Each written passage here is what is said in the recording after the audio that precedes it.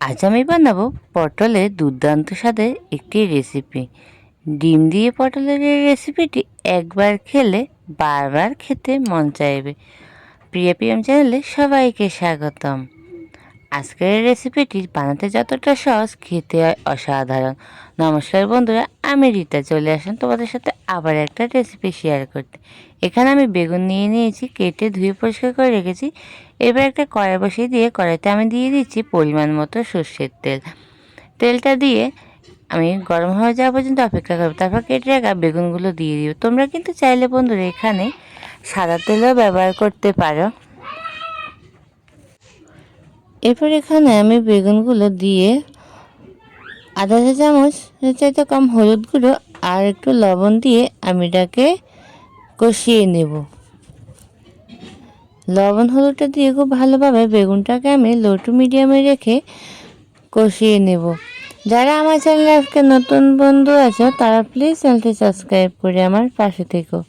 পাশে থাকা নোটিফিকেশানটি অবশ্যই অল করে দেবে, যেন সবার আগে ভিডিও দিলে তোমাদের কাছে নোটিফিকেশান চলে যায়। আর যারা এখনও লাইক করতে ভুলে গেছো, একটা লাইক দিয়ে ভিডিওটা দেখা শুরু করবে। এদিকে দেখো আমার বেগুনগুলো কিন্তু ভেজে নেওয়া হয়ে গেছে। এখন আমি নামিয়ে নেব।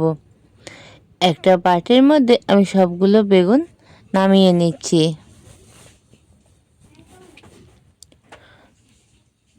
বেগুনগুলো নামিয়ে নেওয়ার পরে আমি ওই অল্প তেলের মধ্যে আলুগুলোকে ভেজে নেব। আমি এখানে ছোট সাইজের 3টে আলু নিয়ে নিয়েছি। আলুগুলো দিয়ে আমি এটাকে হালকা করে ভেজে নেব।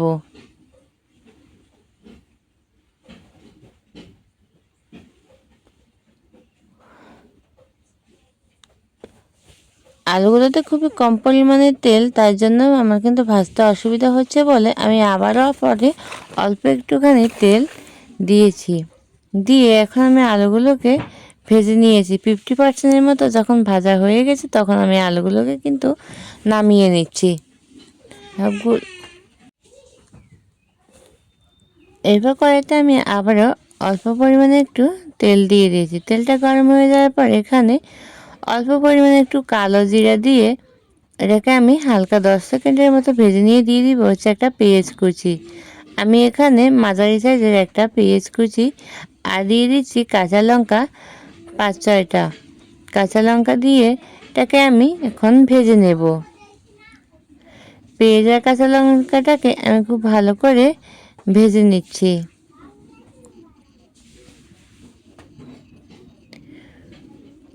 আমার সকল বন্ধুকে অসংখ্য ধন্যবাদ আমার সম্পূর্ণ ভিডিওটা দেখার জন্য, আমার পাশে এভাবে থাকার জন্য। এরপর দেখো আমি এতে দিয়ে দিচ্ছি হচ্ছে আধা চা চামচ আদা বাটা, আধা চা চামচ রসুন বাটা দিয়ে এটাকে খুব ভালোভাবে আবারও কষিয়ে নেব, যেন মশলার কাঁচা ফ্লেভারটা চলে যায়। তার জন্য আদা রসুনের যে কাঁচা ফ্লেভারটা থাকে ওটা কিন্তু চলে যাবে।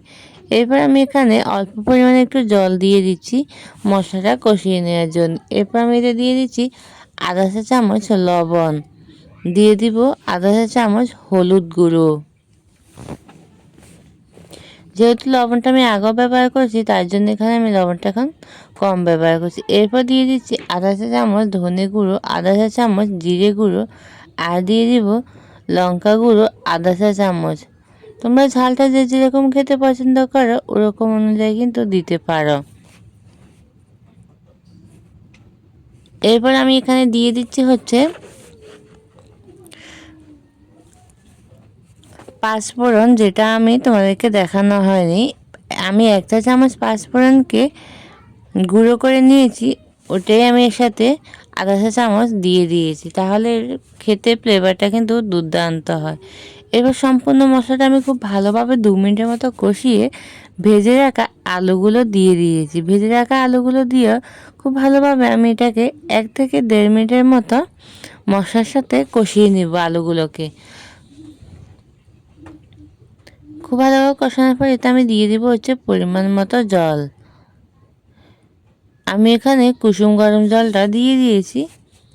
দিয়ে এটাকে আমি একটু হালকাভাবে নাড়াচাড়া করে নিচ্ছি।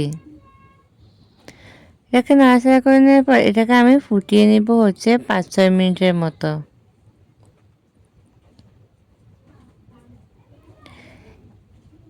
এটাকে আমি 5 মিনিট পর দেখাচ্ছি। দেখতেই পাচ্ছ বন্ধুরা, খুব সুন্দরভাবে কিন্তু ফুটে উঠেছে। এ পর্যায়ে আলুগুলো কিন্তু পারফেক্টভাবে সিদ্ধ হয়ে গেছে। এখন এটাকে আমি নাড়াচাড়া করে এর মধ্যে দিয়ে দিব হচ্ছে ডিম। আমি এখানে একটা ডিম দিচ্ছি, তোমরা এখানে চাইলে কিন্তু কম বেশি দিতে পারো। আমি ডিমটা দিয়ে দিয়েছি। ডিমটা দিয়ে এটাকে 2 মিনিট পর এখন নাড়াচাড়া করে নেব।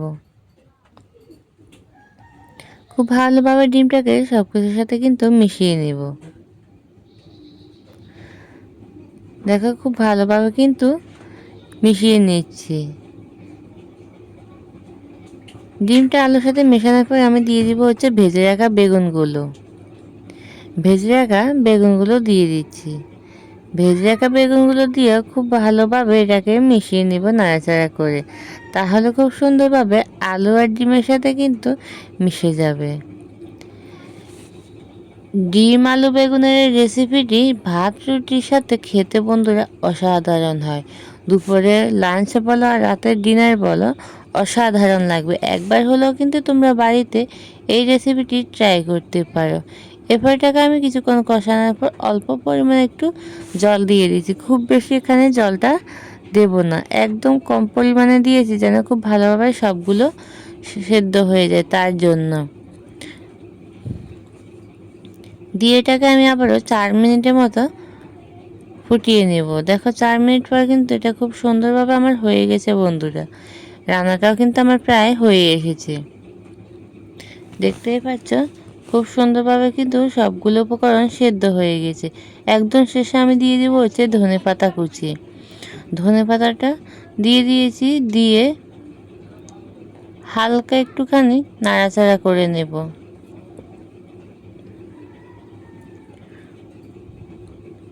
নাড়াচাড়া করে মিশিয়ে নিচ্ছি। তৈরি হয়ে গেছে আজকে আমার এই আলু বেগুন আর ডিমের দুর্দান্ত স্বাদের এই রেসিপিটি। যারা আমার চ্যানেলে নতুন আছে প্লিজ একবার হলেও কিন্তু এই রেসিপিটি ট্রাই করবে আর কমেন্টে এসে বলে যাবে কেমন হয়েছে। তোমাদের একটি কমেন্ট আমার কাছে অনেক মূল্যবান। সবাই ভালো থাকবে, সুস্থ থাকবে। দেখা হবে তোমাদের সাথে আবারও নতুন একটা রেসিপির সাথে।